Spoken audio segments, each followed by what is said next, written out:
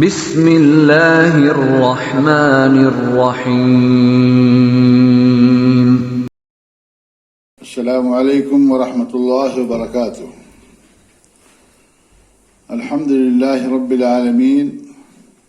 والصلاة والسلام علی خیر خلقہ محمد وآلہ وصحبہ اجمعین ومن تبعهم بإحسان إلى يوم الدین وبعد۔ اعوذ باللہ من الشیطان الرجیم، بسم اللہ الرحمن الرحیم۔ یا ایہا الذین آمنوا کتب علیکم الصیام کما کتب علی الذین من قبلکم لعلکم تتقون۔ ناظرین کرام، برادران اسلام، آج کے درس کا موضوع ہے روزہ خوروں کا انجام۔ برادران اسلام، آپ حضرات یہ بات بخوبی جانتے ہیں کہ رمضان المبارک کا روزہ اسلام کے 5 بنیادی ارکان میں سے ایک اہم رکن ہے، جسے اللہ تعالیٰ نے اپنے بندوں پر فرض کیا ہے، جیسا کہ اللہ رب العالمین کا ارشاد ہے کہ یا ایھا الذین آمنوا کتب علیکم الصیام کما کتب علی الذین من قبلکم لعلکم تتقون، کہ اے ایمان والو، تم پر روزے رکھنا فرض کیا گیا جس طرح تم سے پہلے لوگوں پر فرض کیے گئے تھے، تاکہ تم تقوی اختیار کرو۔ اور صحیحین میں اللہ کے نبی صلی اللہ علیہ وسلم سے مروی ہے کہ آپ نے فرمایا کہ بنی الاسلام علی 5، اسلام کی بنیاد 5 چیزوں پر رکھی گئی ہے: شہادت اللہ الہ الا اللہ وان محمد رسول اللہ، اس بات کی گواہی دینا کہ اللہ کے علاوہ کوئی معبود برحق نہیں اور محمد صلی اللہ علیہ وسلم اللہ کے رسول ہیں، وإقام الصلاۃ، نماز قائم کرنا، وإیتاء الزکاۃ، زکوٰۃ ادا کرنا، وصوم رمضان، اور رمضان المبارک کے روزے رکھنا، وحج البیت من استطاع الیہ سبیلا، اور صاحب استطاعت مسلمان کے لیے خانہ کعبہ کا حج کرنا۔ اس لیے اگر کوئی شخص صوم رمضان کی فرضیت کا انکار کر کے روزے کو ترک کر دیتا ہے، روزہ نہیں رکھتا ہے، تو اسلام کے ایک رکن کا منکر ہونے کی وجہ سے وہ کافر ہو جائے گا۔ اور جو آدمی محض سستی اور کاہلی سے رمضان کے روزے نہیں رکھتا ہے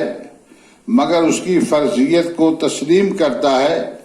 تو وہ گناہ کبیرہ کا مرتکب گردانا جائے گا اور سخت وعید کا مستحق ہوگا۔ اس لیے مسلمانوں کو چاہیے کہ وہ بلا عذر شرعی رمضان کا ایک روزہ بھی ہرگز نہ چھوڑیں، بلکہ تمام روزوں کا اہتمام کر کے خود کو اللہ کی مغفرت و بخشش کا مستحق قرار دیں۔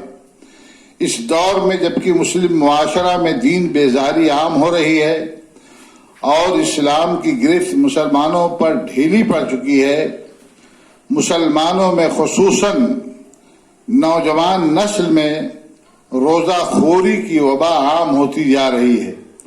اور شہر و دیہات کی تفریق کے بغیر یہ مسلم نوجوان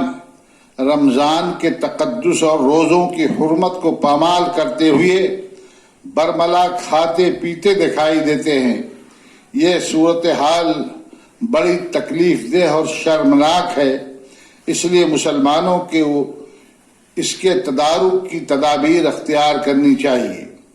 جس جگہ کے مسلمانوں میں اس درجہ بے غیرتی عام ہو گئی ہو اور کھلم کھلا اللہ کے احکام کو پامال کیا جا رہا ہو، وہاں کے حساس مسلمانوں کا فرض ہے کہ اس کے سدباب کی کوشش کریں اور ایسے مجرموں اور اللہ کے باغیوں کے خلاف سخت اجتماعی اور سماجی کارروائی کریں، تاکہ وہ اس بے حیائی اور ڈھٹائی سے باز آ جائیں اور پورا معاشرہ اللہ کی گرفت سے بچ سکے۔ کھلے عام علانیہ گناہ کرنے کا سب سے بڑا گناہ یہ ہوتا ہے کہ اس سے فواحش و منکرات کی اشاعت ہوتی ہے اور لوگوں میں معاصی کے ارتکاب کی حوصلہ افزائی ہوتی ہے۔ اس وجہ سے اللہ کے رسول صلی اللہ علیہ وسلم نے فرمایا، کل امتی معافن الا المجاہرین۔ یہ صحیحین کی روایت ہے کہ میری امت کا ہر فرض معاف کر دیا جائے گا سوائے ایسے لوگوں کے جو علانیہ گناہوں کا ارتکاب کرتے ہیں۔ جو لوگ رمضان کے مقدس مہینہ میں روزہ خوری کرتے ہیں ان کی عبرت و موعظت کے لیے ایک حدیث پیش کی جاتی ہے جس سے انہیں اندازہ ہوگا کہ روزہ خوروں کو قیامت کے دن کس قسم کے عذاب سے دوچار کیا جائے گا۔ حضرت ابو امامہ رضی اللہ تعالی عنہ سے مروی ہے کہ میں نے اللہ کے رسول صلی اللہ علیہ وسلم کو فرماتے ہوئے سنا کہ میں سو رہا تھا، اس حالت میں میرے پاس دو آدمی آئے، انہوں نے میرے بازو پکڑے اور ایک دشوار گزار پہاڑ کے پاس لے گئے اور کہا کہ چڑھو۔ میں نے کہا کہ میں اس پہاڑ پر چڑھ نہیں سکوں گا، تو ان دونوں نے کہا ہم آپ کے لیے اس چڑھنے کے عمل کو آسان کر دیں گے، آپ کی مدد کریں گے، یعنی پہاڑ کی چڑھائی میں آپ کا تعاون کریں گے۔ پھر میں چڑھا اور پہاڑ کی چوٹی پر پہنچ گیا، وہاں چیخ و پکار کی آواز آ رہی تھی۔ میں نے سوال کیا کہ یہ آواز کیسی ہے، تو ان دونوں نے بتایا کہ یہ جہنمیوں کی چیخ و پکار ہے۔ پھر مجھے آگے لے جایا گیا اور میں ایسے لوگوں کے پاس پہنچا جو الٹے لٹکائے ہوئے تھے اور ان کے جبڑے پھٹے ہوئے تھے اور ان سے خون بہ رہا تھا۔ اللہ کے رسول صلی اللہ علیہ وسلم فرماتے ہیں کہ میں نے ان دونوں فرشتوں سے سوال کیا کہ یہ کون لوگ ہیں، تو کہا گیا کہ یہ وہ لوگ ہیں جو روزہ حلال ہونے سے پہلے یعنی ماہ رمضان المبارک میں دن کے اندر روزہ افطار کرتے تھے، یعنی کھاتے پیتے تھے۔ یہ نسائی وغیرہ کی روایت ہے۔ علامہ البانی نے اس حدیث کو صحیح قرار دیا ہے، صحیح الترغیب جلد اول کے اندر انہوں نے اس حدیث کو صحیح قرار دیا ہے۔ اس حدیث سے ان لوگوں کے برے انجام کا اظہار بخوبی ہوتا ہے جو رمضان کے دنوں میں عمدن و قصدن بغیر عذر شرعی روزہ نہیں رکھتے ہیں۔ اللہ تعالیٰ تمام مسلمانوں کو اس رسوا کن عذاب سے محفوظ رکھے اور سب کو روزہ رمضان کی توفیق بخشے۔ رمضان کا روزہ نہ رکھنے والوں کے سلسلے میں بعض ائمہ کرام کے فتاوے اور اقوال ذکر کیے جاتے ہیں، جن سے بھی اندازہ ہوگا کہ روزہ خوری کس قدر بھیانک جرم ہے۔ علامہ ذہبی رحمہ اللہ نے الکبائر کے اندر، ان کی مشہور کتاب ہے الکبائر، جس میں بڑے بڑے گناہوں کو انہوں نے ذکر کیا ہے، اس کے اندر علامہ ذہبی رحمۃ اللہ علیہ نے لکھا ہے کہ رمضان میں روزہ نہ رکھنے کو کبیرہ گناہ قرار دیا ہے، اور لکھا ہے کہ مسلمانوں کے یہاں یہ بات مسلم ہے کہ جو شخص ماہ رمضان کا روزہ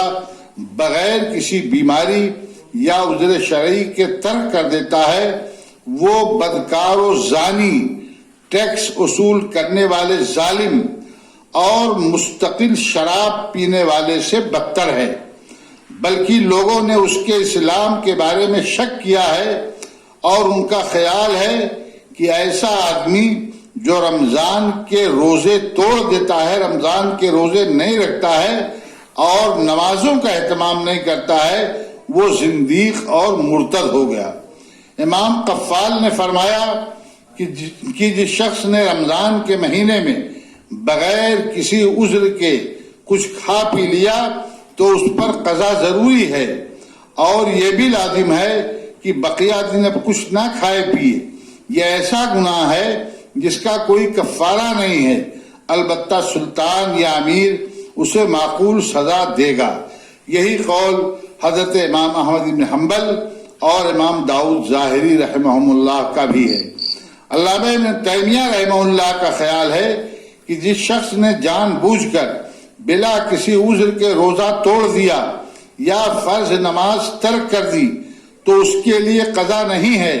اس لیے کہ ان عبادات کو جس نے قصداً ترک کر دیا تو قضا سے مقبول نہ ہوں گی۔ یہی قول حضرت ابوبکر صدیق رضی اللہ تعالی عنہ، حضرت عمر فاروق رضی اللہ تعالی عنہ، حضرت علی رضی اللہ تعالی عنہ اور حضرت عبداللہ بن مسعود رضی اللہ تعالی عنہ جیسے اجلے صحابہ سے بھی منقول ہے۔ اللہ تعالی ایسے لوگوں کو ہدایت دے جو رمضان کے روزوں کا اہتمام نہیں کرتے اور کھلے عام روزہ خوری کا ارتکاب کر کے اللہ کے غضب کو دعوت دیتے ہیں۔ اللہ ان سب کو ہدایت دے اور ان سب کو روزہ رکھنے کی توفیق عطا فرمائے، آمین۔ وآخر دعوانا ان الحمد للہ رب العالمین، والسلام علیکم ورحمۃ اللہ وبرکاتہ۔